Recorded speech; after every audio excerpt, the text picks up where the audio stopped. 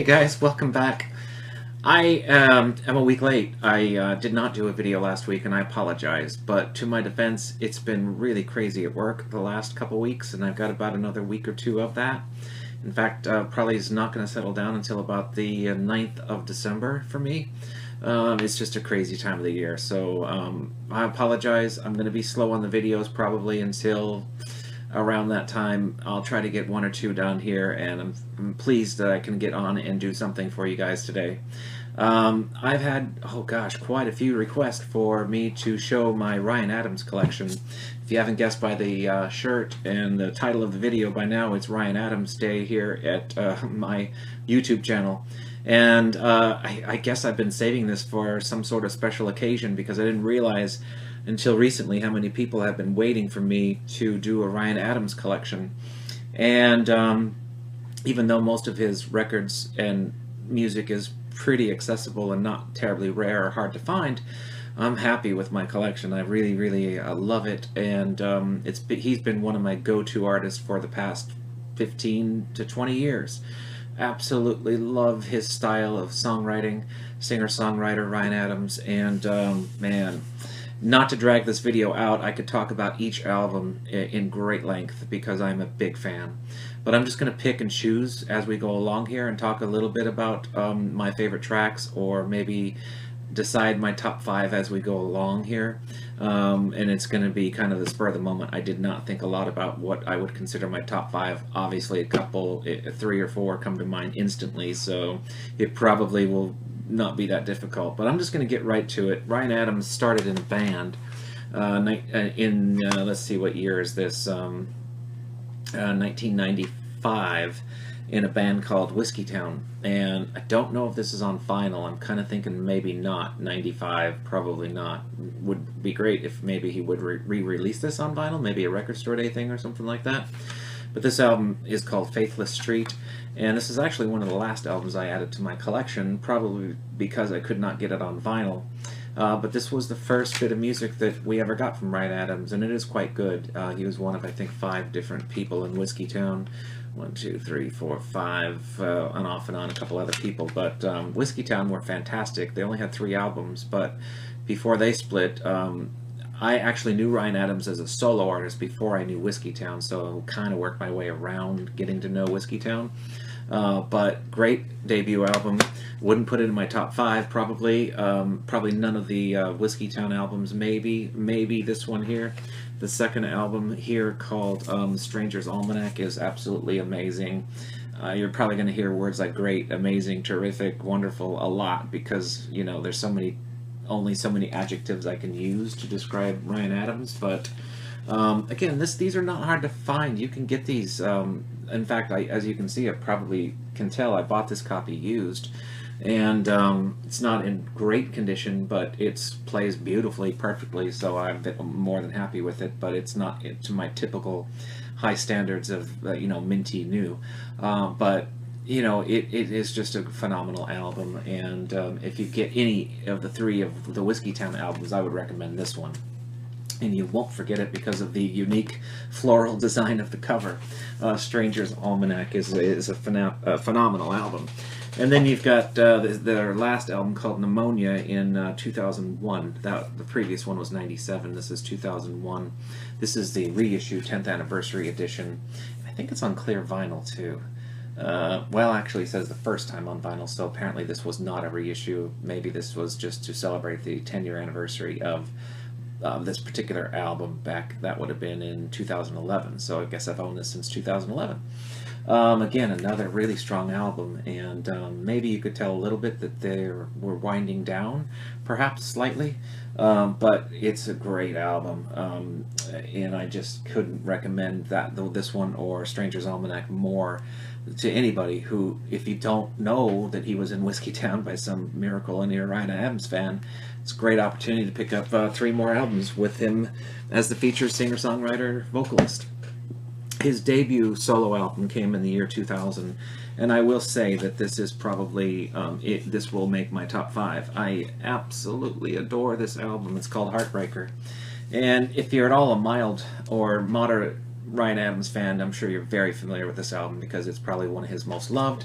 It's on my shirt, and it is a masterpiece. And I don't use that word very lightly. I mean, this is a real true masterpiece of an album. And it's one of those that I would say is a must-have to any serious music collector, because this just cuts right through the heart.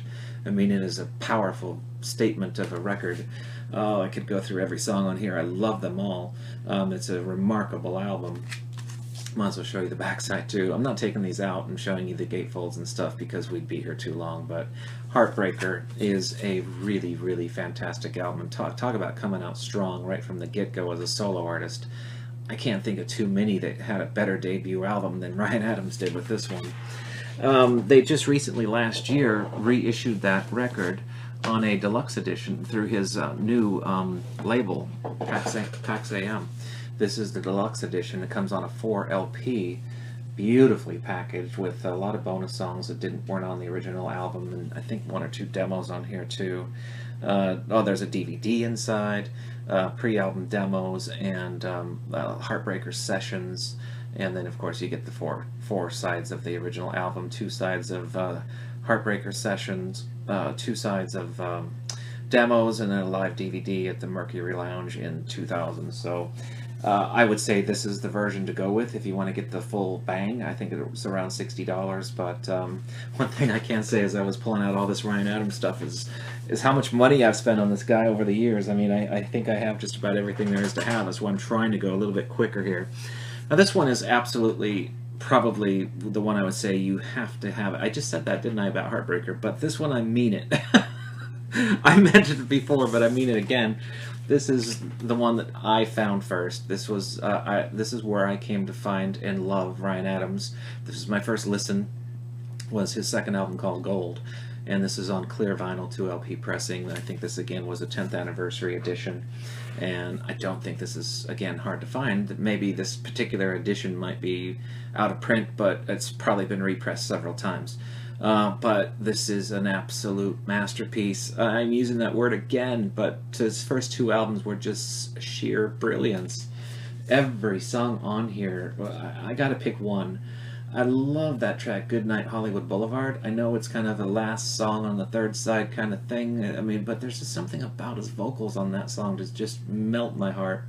Oh my God. When the Stars Go Blue, you know, more rocking songs like Enemy Fire. Boy, I tell you, Harder Now That It's Over is another really beautiful, beautiful ballad. Touch, Feel, and Lose. I mean, if he did this whole album live, I'd be a perfectly happy, happy man. So, anyway, Gold is absolutely, the title is absolutely right. It is pure gold. And again, if you're only going to add certain titles to your Ryan Adams collection, this is a must, in my opinion. Absolute must. So much so that I can tell you a little bit of story. I bought this CD in Australia. I was living in Australia at the time. Probably was around 2002, 2003. Still got the HMV sticker for 20 Australian dollars. So you can figure, I think that was about as much as CDs ever cost, really. So 20 Australian dollars at the time was probably about 10 to 12 US dollars, but now who knows what the conversion rate is. But that's how long I've had this, and it's still in mint condition, and I just love it. But honestly, I don't play it that much because I play the vinyl, or I play this. This is a DVD audio only in DVD, and these sound amazing. These are no longer made. They've switched now if you want to get Blu-ray audio. But the DVD audio is amazing, super high fidelity, and I just absolutely love it. I love the graphics. There's a lot of lyrics on here. It's just a really, really fun format. And this is going to be a long video. I gotta speed it up, but you probably won't find this. This is out of print, but DVD audio was remarkable, so I wish they still made it. Next album up is one I would definitely not put in my top albums. The next 2, frankly, were quite a departure, and ones that I didn't particularly enjoy as much, so it was a little bit of a down period for me. 2002's Demolition. I'll show you the vinyl record first. just a single album here. And for me, this was, just not up to the standards of the first two. Not a bad record by any means, but it just wasn't as good for me. So I'm not going to dwell too much on Demolition. I do have a CD copy of that as well, if anybody is more interested in CDs. Next album, I only have one thing to show you. I don't have a vinyl of it, or an LP. I'm not even sure it was on LP. Probably was, but long out of print. And if there is any out there, that would be an exception. I don't have it, so it must be expensive. An album called Rock and Roll. I don't care for this. This is more of a punk record, and it just doesn't suit me as much as his singer-songwriter style. There's another example of that later on I'm going to share with you. It's just not the right style for me. This again is a DVD audio.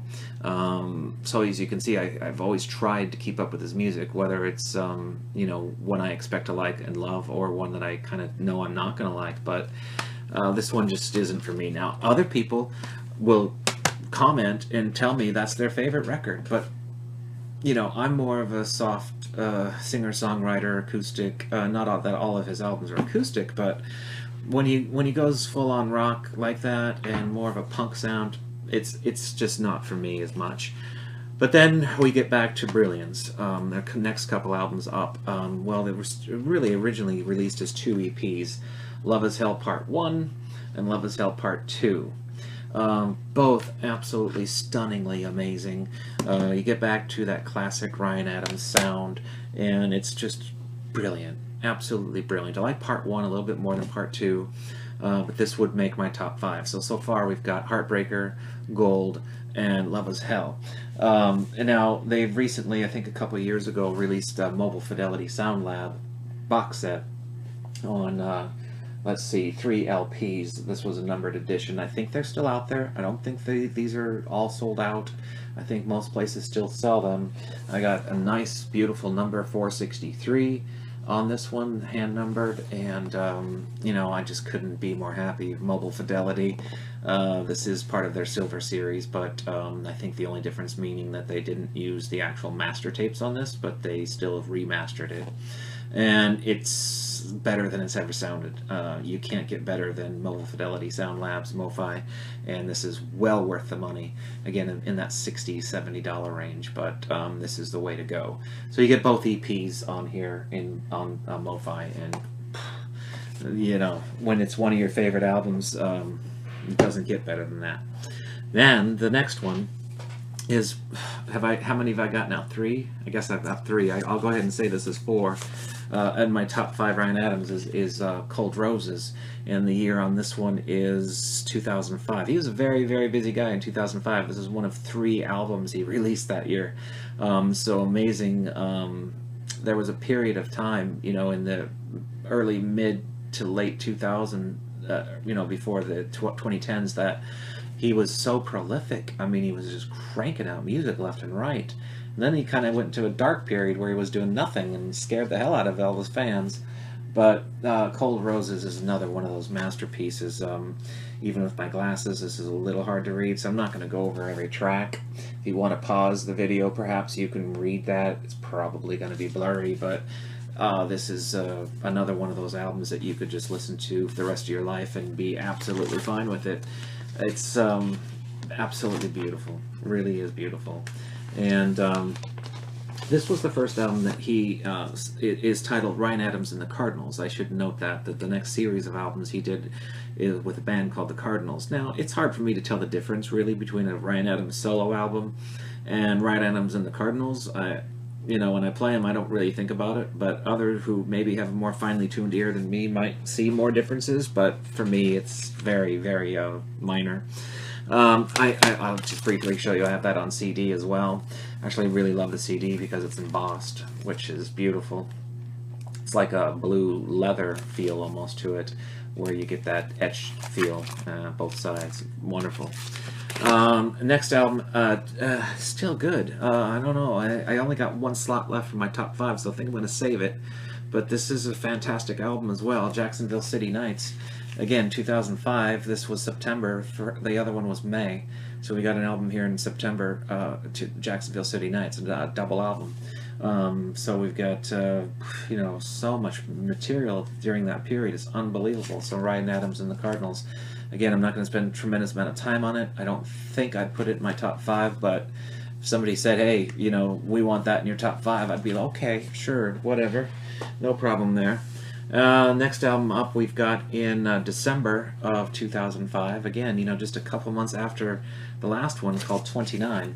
And I believe that was his age at the time. Again, very, very solid album. I mean, there's no reason not to like this. And you think, how can you put out 3 albums in 1 year and they're all good? The Cold Roses, for me, being the best of the 3. But remarkable output that year for Bryan Adams. I mean, you don't see that anymore. And he had his fans very, very happy that year. And there's the CD version of that if you want to see it real quick. And then there was a little bit of a hiatus. The man deserved a break after 3 albums in 2005. In 2007, in June, he released an album called Easy Tiger. I'm going to show you the CD first because I really prefer the design of the CD and the cover much, much more than the vinyl record. I wish that would be the cover of the vinyl record, but for whatever reason, this is the cover of the vinyl record. And it's really an odd kind of design. I don't get it, frankly, but it's on orange vinyl, which is kind of nice. And this is, I think, the only way you can buy it. I've never seen another version of this on vinyl, but there you have it. Not my favorite, personally, but still a good album, and worth putting in your collection. Very inexpensive. I think you can pick that up for about $12. In between all that, there's an EP. 2007, I think around the same time, maybe a few months after Easy Tiger, he released Follow the Lights. This is just looks like about, almost could be a full album. You got 7 tracks on here, so it's an extended EP, we'll put it that way. Very good, and as you can see, very inexpensive. Well, maybe you can see the camera's not picking that up. It was only $9, so great addition to my Ryan Adams collection there. 2008, we've got another full album here called Cardinology from Ryan Adams and the Cardinals. Another great album. I don't think I'd put it in my top 5 for his catalog, but this is worth getting. Whether it's on CD or vinyl, it doesn't really matter too much because it's not expensive and very easy to pick up. Again, 2008 in October, Cardinology. I really like it. What have I forgotten here? I forgot to show you that the CD, Follow the Lights, not too much to see there. And here's the CD version of Cardinology, which is quite different than the LP again. So there you have the CD. And again, kind of prefer the CD design than I do the LP on that one. So take your pick. Where am I at now? Oh my gosh, 2010. He released a couple things. This is when he started his own. He left Lost Highway Records, and I think their whole label folded up, if I'm not mistaken. Somebody correct me if I'm wrong. But he went to form his own label, Pax AM or Pax Am. I'm not sure if it's AM or AM, but he released 2 albums in 2010 on that label, and I'm going to show you the first one I don't like, and this is called Orion. This one might be a little tricky to find because I think it was sold exclusively on his website. I'm not sure if he was quite understanding how he was going to distribute his music yet at this point with the new label, and I don't think I've ever seen this in a retail store. And I know I've never seen it like on Amazon and Best Buy and all that kind of stuff, but I think this one might be a little tricky to find. But frankly, for me, I wouldn't waste your money to spend about $100 on this. As I think about the going price, it's not worth it, unless you like that punky side of Ryan Adams. This one and Rock and Roll are the 2 albums for me that I could really, frankly, live without. Because they're not in form with his usual singer-songwriter style. But for an occasional listen, to try something different, to continue to expand my love of Ryan Adams, I will put it on from time to time and give it a try, but it's just never resonated with me. But this one is very good. This was kind of leftover stuff, I think, called 3 and 4. I believe this was meant to be the 3rd and 4th, perhaps full-length album, or more EPs or something like that from Ryan Adams and the Cardinals. So this was the last output that we got from Ryan Adams and the Cardinals. And he put this out as a double album in 2010, and it was just kind of a farewell, I guess you could say, for the Cardinals. And you can see the Cold Roses symbol on here on both sides, and it's wonderful. Again, the Cardinals with Ryan Adams never put anything out I didn't like. Orion is a pure solo album. This one, again, if you can get this one inexpensive, it's well worth it and a great listen. But I'm not going to put that as my fifth and final best of Ryan Adams. So far we've got Heartbreaker, Gold, Love Is Hell Part 1 and 2, and what was the fourth one? Maybe I'm cheating myself here. Oh, Cold Roses. Nope, I only got one left. Okay, so anyway, here we go. 2011, we've got a solo album called Ashes and Fire. Here's the logo for his label, Pax AM or Pax Am. And this was the third full-length album he released on his label. I don't think, again, this is hard to find. You can go right to Pax Am website and pick it up, I'm sure, or your favorite retailer. And again, very solid album. I'm not going to put it as one of my top 5, but he was really getting to the better part of his distributing, because he also partnered with Capitol Records on this one to distribute it. So, good move. And then, let's see, well, I'm going to save that for later. I'll show you a couple more recent things. 2015. This one I am going to put in my top 5, and it's his most recent solo studio album that's all original material, and it's self-titled Ryan Adams. This came out in 2015, so just about, oh, that's 2 years ago now. And this is really, really good. Fine return to form, in his best album since he left Lost Highway by far. And big success. I think he had a lot of success with this album, so a lot of people love it. A lot of people thought he deserved a Grammy of the Year nomination for this, and I cannot argue with that, because I'm putting it in my top 5 in his collection, and that's saying a lot. So again, maybe this is a great place to start for new fans of Ryan Adams. I would recommend that. Really, really good. So there you have it. There's my top 5 Ryan Adams, but there's more, so don't go anywhere. I've got 2 copies of this to show you, believe it or not. I bought one, and then come to find out that there was a limited edition green one exclusive to Barnes & Noble. And this is an interesting album. Most of you probably are familiar with Taylor Swift and her album 1989. He basically re-recorded with her permission. Thumbs up, blessing, she loved it, frankly. He re-recorded the entire album and put the signature Ryan Adams feel to it, and it is so good. I'm not even a Taylor Swift fan. I'm really not, but I do have come to learn to appreciate her songwriting, having heard this album. You know, it's just she's just a bit too young, teeny bopper pop for me, but you put those lyrics into his style and it's a perfect blend. So she was brilliantly smart to give him permission to do it, because I'm sure she got some new fans that maybe are older like me that can appreciate her much more now than I probably ever would have without it. So this is the Barnes & Noble exclusive. It's on the marbly seafoam green vinyl, and I was so, you know, I think I said in my video when I was doing my best of 2015, if this wasn't a covers album, I would have put this in my top 10 albums of the year last year, but being it was a cover album, I think it was down a little bit lower in the 20s, 25, something like that. But had this been his original material, it would have been one of my favorite albums of the year, and it is really, frankly, one of my favorite albums of last year. But that's how good he did, and you know, I think he did this whole thing in about a month. So the guy is super talented. All right, a couple more things to show you. I'm going to show you this, and frankly, I need to open this. I've been really stingy about opening this box set live at Carnegie Hall.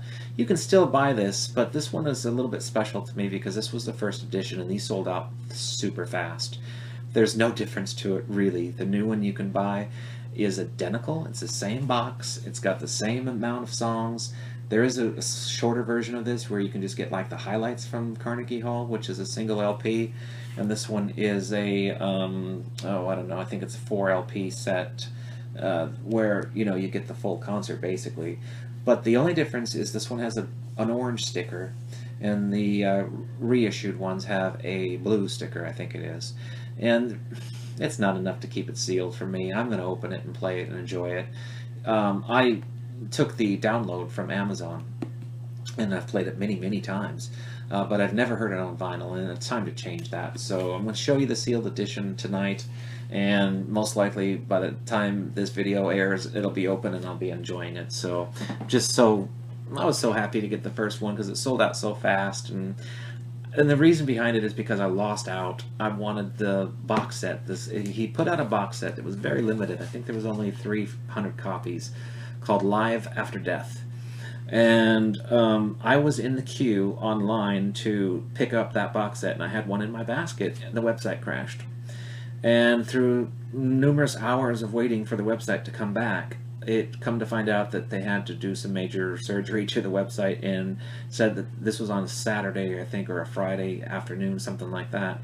They said they would come back Monday and redo it all again, and sorry, you know, orders that had been holding were no longer being processed, yada yada. So I lost the box set, and I had to work, so I couldn't go back and do this all again. And frankly, there were only that handful of them left to begin with, and I never got the box set, and to this day it kills me. It was a large box. I think it had like 19 LPs in it or something like that, and there's so few of them out there. They run about $1,500 online on a good day. I got one copy of one of the 19 albums. This is number 13 from Glasgow in the UK. And I think what had happened with this one is they found a few copies, I think maybe 10 copies of this extra just hanging around, and they put it on the PAX AM website and sold them, of course, instantly. I didn't get it off that. I got it from another person in the VC who sold it to me, and I think even for this one, I paid about $80, which really, frankly, was a good deal. But at least I got a taste of Life After Death after missing out on the beautiful box set that I had in my basket that was very reasonably priced for 19 albums. I'm guessing at 19, it was a big one. And I think I could have got it for like $200 or something like that, and it wouldn't have blinked an eye. But the damn website crashed, and I missed out, and I'll probably never get one now, but at least I have a taste of it, and here's my one little piece of Live After Death. So that's why I guess I've cherished the Live at Carnegie Hall first pressing. I got one. A lot of people didn't, and bleh. So finally, I've got a series of singles, 45 7-inch singles I want to show you. I don't have them all. There's quite a few missing, but I'm just going to go through these really quick because we're pushing 30 minutes here. I've got Heartbreak a Stranger, and you know, some of these are out of print. Most of them are not that hard to find, but I think this is one. I think this was a Record Store Day item that might be hard to find. Somebody might have to help me which ones are rare and which ones aren't. Give me something good. I think that was another Record Store Day item. Now these, there for a while, for about a year, he was releasing a new 7-inch single every month that was a non-album track, which I loved that idea. I thought it was brilliant, and I think I got them all but one. Ryan Adams' Willow Lane. And these are no kind of order here. Burn in the Night. And we got Blue Light. And they're all amazing songs. Some of these have 2 or 3 tracks on them too. Come Home, Star Sign. I think this is part of that whole series again. I've forgotten where I got some of these. This one was a Record Store Day item, I'm almost sure, called Come Pick Me Up. This is from Heartbreaker, and this was when they were about to release that box set. I'm almost sure this was a Record Store Day one. I Do Not Feel Like Being Good. Sorry for the glare. This one I know was one of the ones that I got on his website, called No Shadow.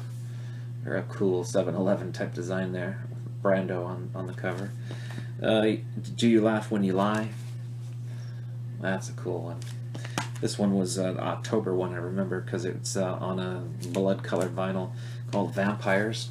I'm not going to show you, it's bloody red, you know, it's red, you get it. So that one's neat. Empty Room. This one I think is a little older, but it is PAX AM still. And then you've got Jacksonville. I don't think this one's hard to find. I think this one's easy to find, actually. So some are rare, some are not rare, and they were all sold exclusively. Well, I say exclusively, although I saw some of them turn up on Amazon. But I bought every one of them on his website. I missed out on one, but again, I think it was one of them punk-sounding ones. I don't remember the name of it, but it was a double 7-inch, and I don't have that. So more than anything, I wish I had the Live After Death. But there you have it. There's my Ryan Adams collection. So here we are at 30 minutes. I apologize for the length, but that's a lot of stuff. And for those that wanted to see it, I hope you enjoyed it. And until I can come back and do something next time, take care of yourselves, and bye for now.